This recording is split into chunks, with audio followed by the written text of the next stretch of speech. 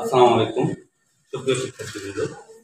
আমি মোহাম্মদ আরিফুল ইসলাম, প্রভাষক অর্থনীতি। আজ তোমাদের একাদশ শ্রেণীর অর্থনীতি বিষয়ে প্রথম পত্রের প্রথম অধ্যায়ে একটি গুরুত্বপূর্ণ প্রশ্ন সম্পর্কে আলোচনা করব।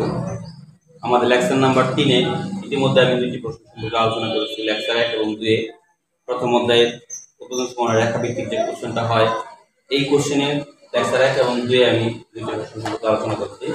3 নম্বর লেকচারে আমি x = 5 y = 5 উৎপাদনের যুক্তিকতা বিশ্লেষণ করা সম্পর্কে এই প্রশ্ন সম্পর্কে আলোচনা করব। এই প্রশ্নটি তোমাদের আরো অন্যভাবে আসে, x = 5 y = 5 সংমিশ্রণ বিন্দু উৎপাদন সম্ভব নয় কেন? উৎপাদন সম্ভব, কিন্তু একটা শিল্প প্রতিষ্ঠান বা একটা কাম কেন উৎপাদন করবে না তা ব্যাখ্যা করা এই প্রশ্নে ভেবে আসে। তাই আমি এই প্রশ্নের উত্তর দেওয়ার চেষ্টা করবো, যাতে তোমাদের সুবিধা হয়, তোমাদের বুঝতে সুবিধা, এই বিষয়ে কিছু আলোচনা করবো। তোমরা আমার সঙ্গে থাকলে তোমরা এই সম্পর্কে কিছু ধারণা পাবে আমার কাছে। তাই দেখো, তোমাদের সুবিধার্থে আমি চিত্রটি অঙ্কন করে রেখেছি, পিপিসি রেখা, উৎপাদন সময় রেখা অঙ্কন করে রেখেছি। তাই আমরা প্রথমে x = 5 y = 5 এর সংমিশ্রণ বিন্দু, অর্থাৎ x = 5 y = 5 এর সংমিশ্রণ বিন্দু হলো এইটি, অর্থাৎ জি বিন্দু দিলাম। আমরা যে কোনো একটা নাম দিলেই হবে জি বিন্দু। এই বিন্দুটি উৎপাদন সময় রেখা এ ডি, উৎপাদন সময় রেখা ভিতরে অবস্থিত, অর্থাৎ ভিতরে অবস্থিত এই বিন্দুটি উৎপাদন সময় রেখা ভিতরে অবস্থিত। এই বিন্দুতে উৎপাদন যুক্তিগত, অর্থাৎ কেন একটি উৎপাদন প্রতিষ্ঠান সম্ভব থাকা সত্ত্বেও কেন উৎপাদন করবে না, এই প্রশ্নের উত্তর যদি আমরা যাই, প্রথমে আমাদের জানতে হবে এ ডি উৎপাদন সময় রেখা কি বা এর বৈশিষ্ট্য কি। এ ডি উৎপাদন সময় রেখা হলো এমন একটি রেখা যে রেখা চলতি প্রযুক্তির সাথে নির্দিষ্ট কোনো সম্পদের বিনিময়ে দুইটি দ্রব্যে উৎপাদনের সংমিশ্রণ। অর্থাৎ আমরা যদি সুন্দরভাবে জানি, এই পিপিসি রেখা উৎপাদন সময় রেখা তিনটি বৈশিষ্ট্য গ্রহণ করে। এক নম্বর বৈশিষ্ট্য হচ্ছে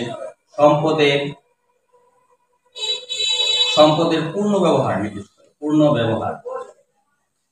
ব্যবহার নির্দেশ করে। 2 নম্বর যদি আমি ব্যাখ্যা দিই সম্পদের পূর্ণ ব্যবহার, এবং 2 নম্বর যদি ব্যাখ্যা দিই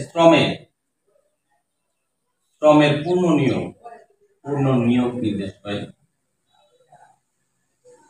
3-এ যদি ব্যাখ্যা দেই আমরা সর্বোচ্চ উৎপাদন নির্দেশ করে, সর্বোচ্চ উৎপাদন নির্দেশ করে। তাই আমরা যদি জি বিন্দু x = 5 y = 5 এর সংমিশ্রণ বিন্দু হচ্ছে জি বিন্দু। জি বিন্দুটি হলো এ ডি উৎপাদন সময় রেখা ভিতরের বিন্দু।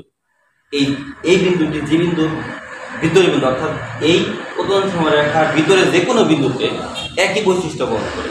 তাই আমি দেখো জি বিন্দুতে এই রেখাটা জি বিন্দু দ্বারা উৎপাদন রেখা 3টি বৈশিষ্ট্য বহন করে, এরকম 3টি বৈশিষ্ট্য। অর্থাৎ এক নম্বর বৈশিষ্ট্য হচ্ছে দেখো সম্পদের পূর্ণ ব্যবহার, অর্থাৎ এখানে সম্পদের অপূর্ণ ব্যবহার নির্দেশ করে, অপূর্ণ ব্যবহার নির্দেশ করে। 2 নাম্বার শ্রমের পূর্ণ নিয়োগ, এখানে বেকারত্ব নির্দেশন করবে, বেকারত্ব নির্দেশন করবে। যদি আমরা 3 নাম্বার বৈশিষ্ট্য যাই সর্বোচ্চ উৎপাদন, এখানে স্বল্প উৎপাদন নির্দেশন করবে, স্বল্প উৎপাদন বা উৎপাদনের স্বল্পতা নির্দেশন করে। তাই দেখো এই বিন্দুটি যদি স্পেসিফিকলি বলি, ডাইরেক্টলি বলি, তাহলে হচ্ছে বেকারত্ব নির্দেশক বিন্দু। কি বিন্দু এটা? বেকারত্ব নির্দেশক বিন্দু। তাহলে যদি আমি সুন্দর বর্ণনা যাই প্রশ্নটা, দেখো চিত্রে লম্ব অক্ষে y দ্রব্য, ভূমি অক্ষে এক দ্রব্য। চিত্রে লম্ব অক্ষে y দ্রব্য, ভূমি অক্ষে এক দ্রব্য। এ ডি হলো উৎপাদন সময় রেখা।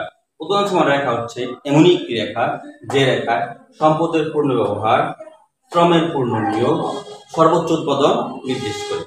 x = 5 y = 5 এর সংমিশ্রণ বিন্দু হলো জি বিন্দু, যা উৎপাদন সময় রেখার বাহিরে অবস্থিত, অর্থাৎ যা উৎপাদন সময় এ ডি উৎপাদন সময় রেখার ভিতরে অবস্থিত, বাহিরে না, ভিতরে অবস্থিত।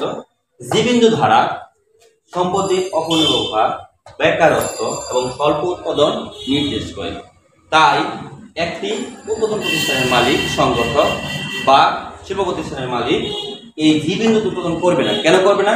কারণ তার যে পূর্ণ সম্পদ রয়েছে, এই পূর্ণ সম্পদের পূর্ণ ব্যবহার জি বিন্দুতে হবে না। আবার তার যে শ্রমিক নিয়ে গেছে সে উৎপাদন করার জন্য, শ্রমিকের পূর্ণ শ্রমিকের অর্থাৎ সকল শ্রমিক পূর্ণভাবে কাজ করতে পারবে না। এবং আবার যে উৎপাদন নির্দেশন করবে এই যে বিন্দু দ্বারা উৎপাদন যেহেতু উৎপাদন সমানরেখার ভিতরে অবস্থিত অর্থাৎ যে বিন্দু দ্বারা উৎপাদন পূর্ণ উৎপাদন নির্দেশন করে সর্বোচ্চ উৎপাদন বা ভালো উৎপাদন বা একটি মালিকের পক্ষে যতটুকু উৎপাদন আশানুরূপ এই আশানুরূপ উৎপাদন নির্দেশন করবে না। এই কারণে একটি শিল্প প্রতিষ্ঠানের মালিক যে বিন্দুতে উৎপাদনের সিদ্ধান্তটি নেবে না, কারণ একটা এই তিনটি বৈশিষ্ট্য। তোমরা যদি এই বর্ণনাটুকু লিখে দাও, এই বর্ণনাটুকু লিখলেই তোমাদের প্রশ্ন উত্তর হয়ে যাবে। ধন্যবাদ সকলকে।